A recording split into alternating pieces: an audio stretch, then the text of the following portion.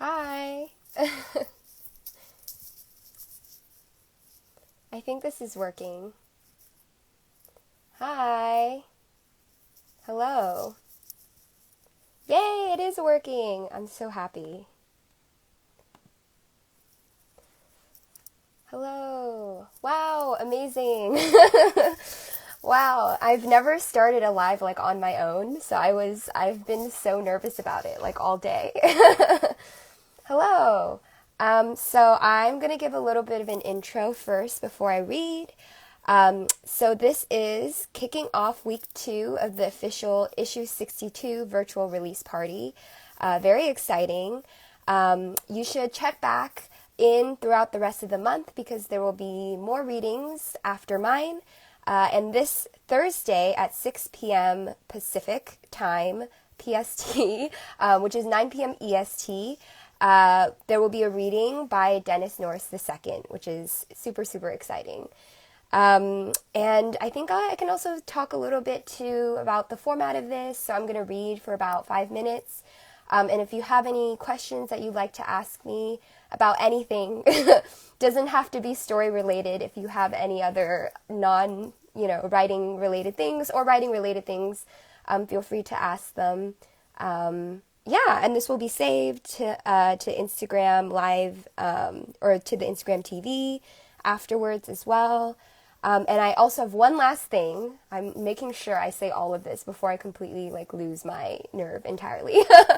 The last thing, but very important, is if you'd like to have access to a 20% off code for a regular or gift subscription to McSweeney's Quarterly. The code is queerfiction, one word, lowercase. And this will be available in the stories. Or the link to this will be available in the stories. Okay, that is the introduction. Yay! I'm so happy to be here. I'm very excited. And again, feel free, comments or questions as I'm reading. That's totally fine. And I will begin now.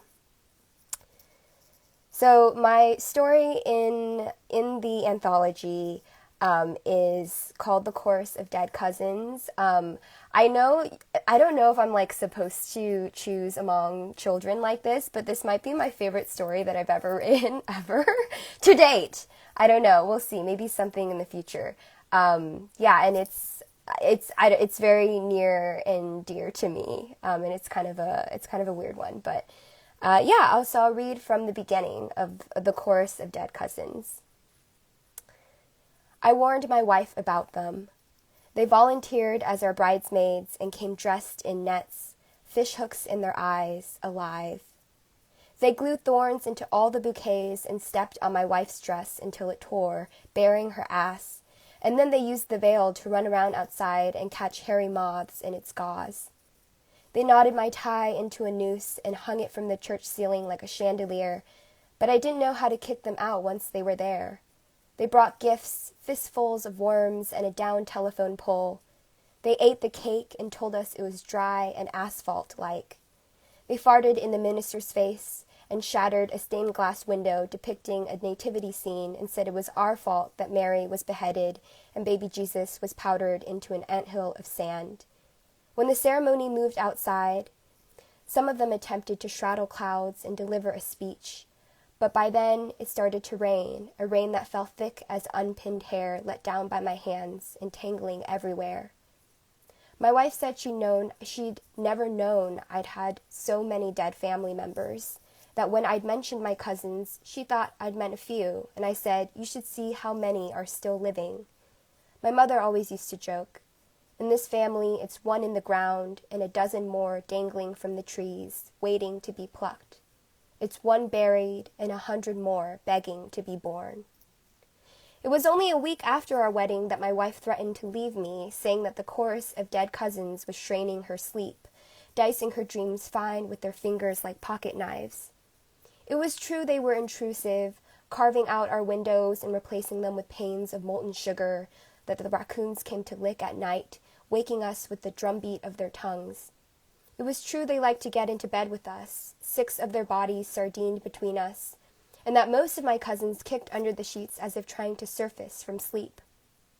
We woke with black shins and rubber ribs, but still, I told my wife, they were family. They didn't have bodies to go back to, and so she let me keep kitty litter boxes in the corner of the room so that they wouldn't wet our bed, and she let me teach them how to change our light bulbs, so at least they were helpful. Because they could ascend and descend at will, it was easy for them to reach the ceiling. Excuse me.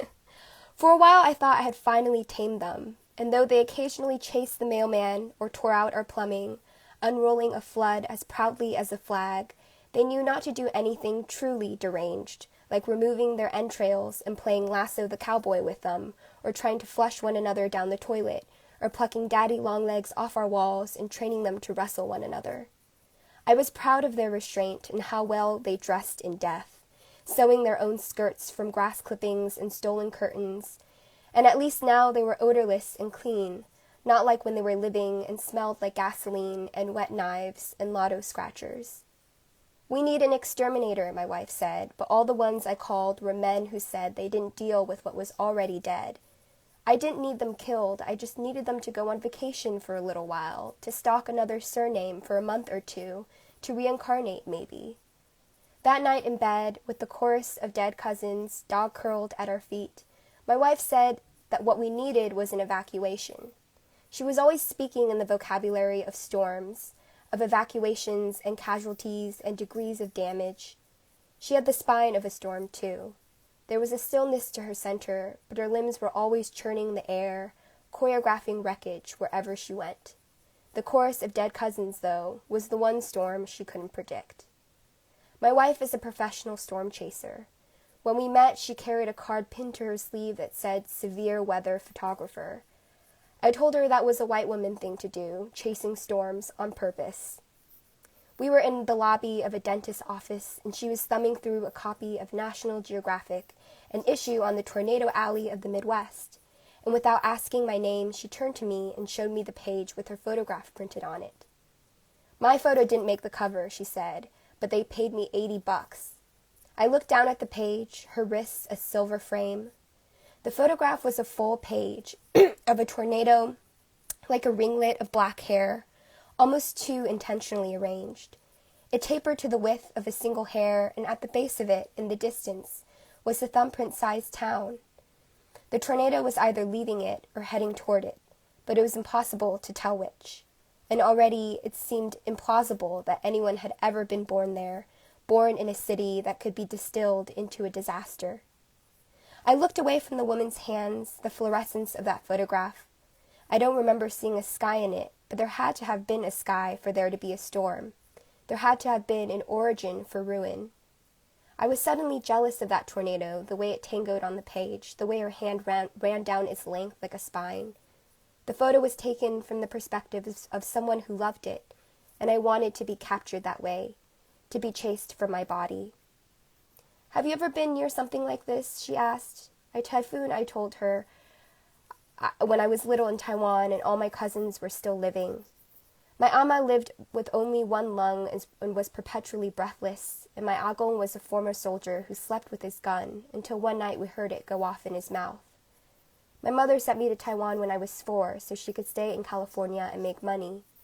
She said she would send for me in a year, but the years bred like cicadas and outnumbered my memories, and by the time I was 10, I no longer remembered her face and had to look at my own in the water of the well and circle the parts of me that were hers. The year my mother sent for me, with no more money than when she sent me away, one of my cousins jumped into the well and had to be pulled out by her hair the next morning. She was in training to be a hairdresser, and she liked to use me as practice, clamping my head between her knees until I cried.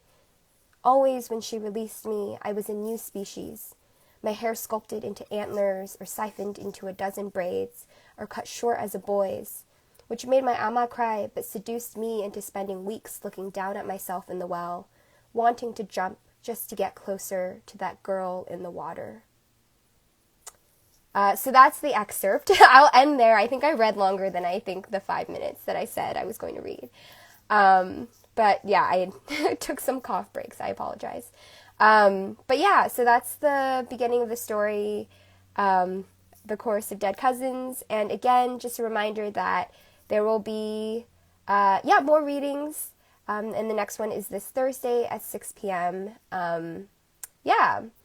So if you would like to ask any questions, now's the time. If not, I will also leave you all to your evenings. But just wanted to open it in case there were any.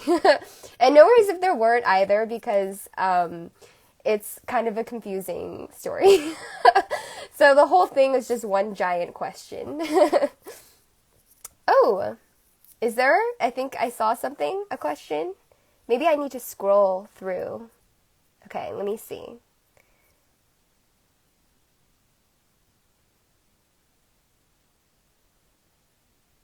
Ooh, I love all these waves.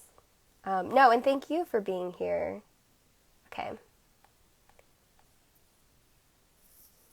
Ooh, how did you come up with the phrase, the Chorus of Dead Cousins? Actually, I had written it down in my notebook, just kind of like randomly. Something about the way that it sounded, like the consonants and assonants of it, the Chorus of Dead Cousins. I didn't know what the story was going to be yet, but the concept was really intriguing to me, and I had already kind of played around with like a collective of ghosts that was narrating the story. Obviously in this one, the ghosts are not the narrators, but I kind of learned that that wasn't where the story was going. And then there's a book called The Color of Summer, and in it there are mentions of like different choruses. So there's like a chorus of dead sisters and a chorus of dead brothers and a chorus of dead cousins. And I was like, oh, so this is like a thing. This is a thing. This is a concept. And those kind of the collective dead would speak in those parts of the book. And so I decided to kind of carry on with that concept of a collective dead that are speaking and wreaking havoc in the lives of the narrator. Yeah. Thank you for the question. Yay. If there's anything else, thank you. Do I write every day? That's such a great question. I think I wish that I did, and there have definitely been moments where I can kind of, if I have time, carve out a little bit of time every day to work on something or to reread something or revise. But I think now I'm, a little bit less frequent. It very much kind of depends on my work schedule as well. But I try to read something, like a draft of something every day, or read a section of a draft of something existing, because it kind of reminds me that I can do the thing, because the draft already exists, and that helps hype me up for actually kind of approaching the page again. But yeah, thank you so much for your question, and for also including me in this anthology of amazing, amazing, amazing stories. Yay! So I think we're getting towards the end of the allotted time, but I'm also on Instagram. So if you ever have questions or anything, you can always DM me. I'm always here. So thank you all so much, and check back in on Thursday if you can. Yay! I'm so happy. I've never read from this story before, so it's very exciting. Yay. Okay, let me figure out. I'm going to do 30 seconds of me trying to figure out how to end Instagram Live. So just pretend it's like a curtain that's come down. A long velvet curtain.